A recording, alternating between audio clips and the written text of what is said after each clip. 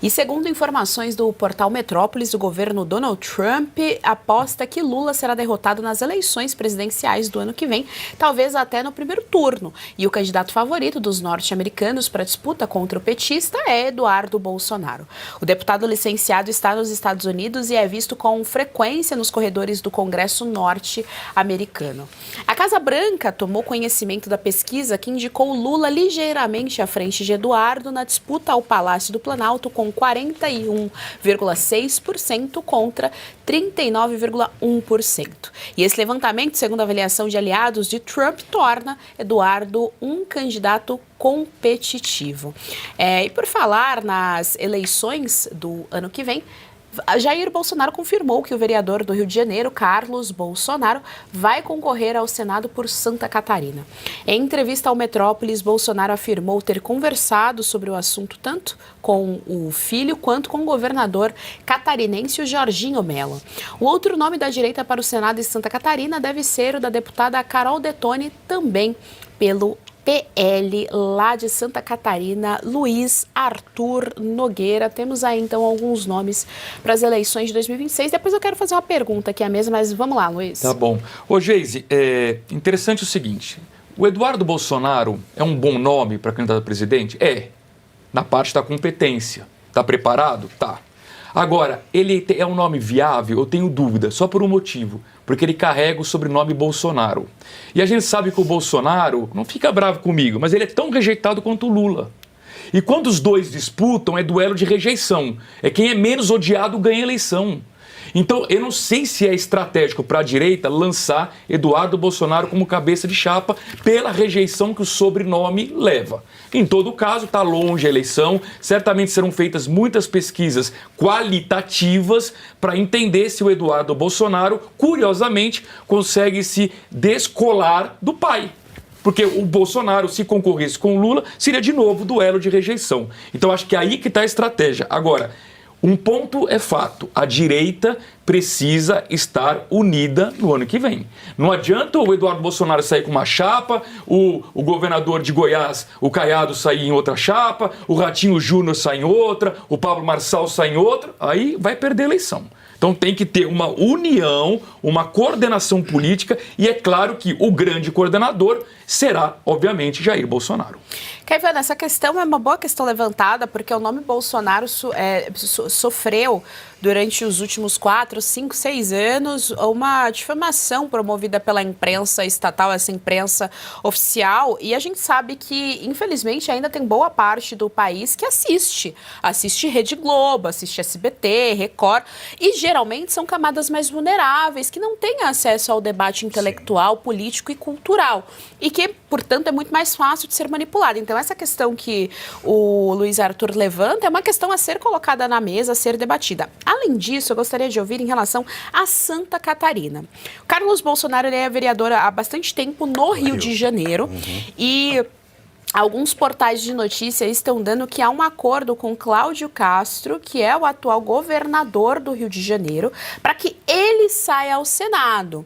A questão é, tanto Flávio Bolsonaro quanto Carlos Bolsonaro também teriam chance de ser senadores pelo Rio de Janeiro, pelo estado do Rio de Janeiro. Já saiu algumas pesquisas dizendo que os dois nomes seriam eleitos. Então a grande questão, a grande acordo seria talvez com o Cláudio Castro, que é governador do Rio de Janeiro. Por que eu estou levantando essa questão? Santa Catarina é um dos poucos estados do nosso país que tem trabalho de base em termos de militância política. Sim. E tem nomes lá, como Júlia Zanata, como a própria Carol Detoni. Se a gente for olhar do ponto de vista estadual, só para a gente entender o trabalho de base, a gente tem a deputada estadual Campagnolo, Ana Carolina Campagnolo, que também é de lá. O que eu estou querendo dizer com isso?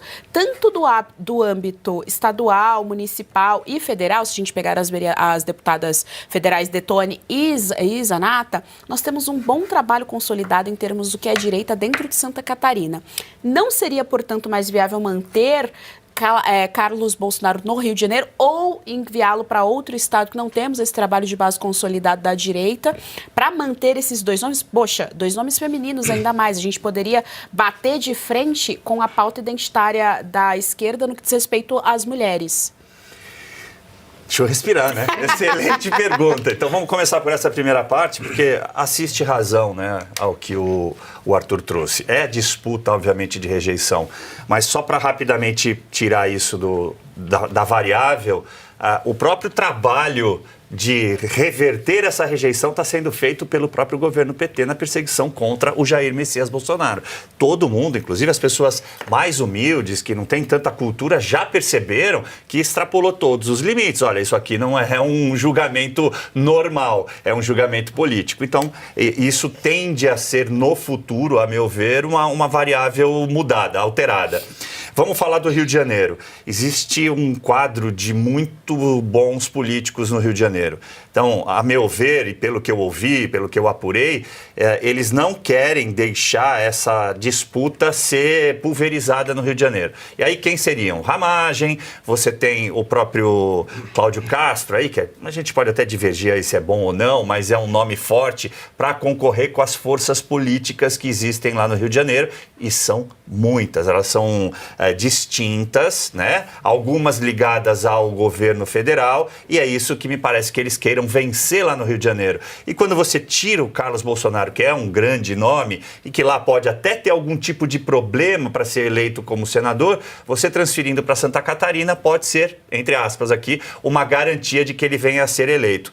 Sem matar outros nomes. Por que eu vou dizer isso? Porque Júlia Zanatta, excelente deputada federal, muito provavelmente vai concorrer a essa reeleição. Não acredito que o nome dela, com todo respeito a ela e ao que você falou, Geise, não acredito que o nome dela teria esse peso político para a disputa do Senado. No entanto, de Carol Detoni, eu sempre digo, sou um admirador do trabalho dela, tive o prazer de conviver ali a uma certa distância, mas principalmente com a sua assessoria, quando defendíamos a anistia, ela à frente da CCJ, posso garantir a todos vocês, ela tem muito mais testosterona do que muito homem que está lá dentro. Eu falo sem sombra de dúvidas. Extremamente corajosa, extremamente capacitada, focada no trabalho que tem que ser feito. Então é um grande nome para Santa Catarina. E aí, para finalizar esse contexto, Santa Catarina é um colégio eleitoral menor do que o do Rio de Janeiro. Então talvez isso seja uma das variáveis que estão sendo avaliadas pelo Bolsonaro. Eu só queria falar do Eduardo antes de você passar. Sou um admirador, tá? Então vou falar aqui até com certa parcialidade. Tive a oportunidade de conviver com ele nesses últimos 2 anos, 2023 e 2024, porque ele foi um dos primeiros parlamentares a abraçar os advogados que ali chegavam pedindo socorro para o que estava acontecendo com os presos do 8 de janeiro.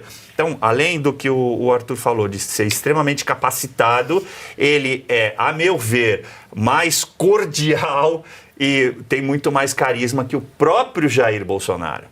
Então, o Eduardo Bolsonaro. Então, isso lá na frente, obviamente, vai atrair muitos bons frutos para ele. Agora, as próprias pesquisas vieram demonstrando que esse trabalho que ele está fazendo lá fora, e é isso que assusta a esquerda, é por isso que caçaram com tanta ferocidade, né? Está dando esse fruto dele ter uma abrangência nacional e já aparecer nas pesquisas aí com praticamente 40% dos votos, da intenção de voto.